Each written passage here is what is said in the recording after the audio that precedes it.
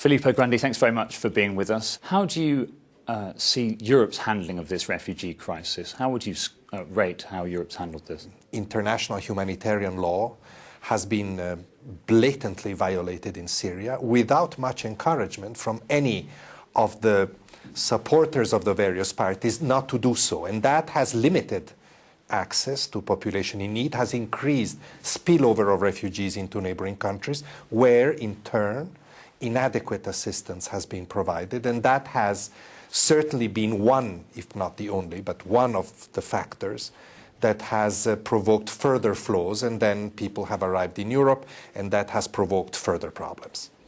Now, Europe is talking a lot about strengthening its external borders. Do you think that's the right step? Strengthening in the sense of having a better management of people arriving, I think, is what Europe should have done quite a while ago. What I don't think is a good idea is to increase controls in internal borders. That will fragment the response.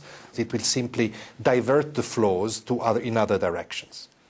Why is Europe so divided on the refugee issue? The European Union expanded enormously in a short period of time, and evidently some of the mechanisms need to be refined. One, certainly, is union solidarity and cooperation in dealing with refugees and migrants. The legislation is good, the norms is good. It's often the application of such norms, especially in an unprecedented situation of large arrivals like it is now. What do you say to people, though, that would argue that Europe can't take in this number of refugees? You see a rise of populism in certain countries, such as France and the Netherlands. I think that Europe, and this is more of a value statement that I'm making, needs to remain faithful, loyal to its principles, to its founding principles.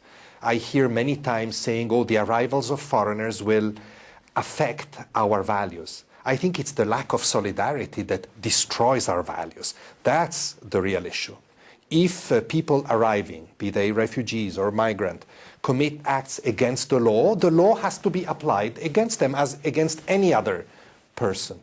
But one shouldn't generalize. These people are fleeing from fear, from terror, from war. So those that are recognized as refugees, in keeping with a long tradition of asylum and of hospitality, must be taken by Europe, but in a proper way.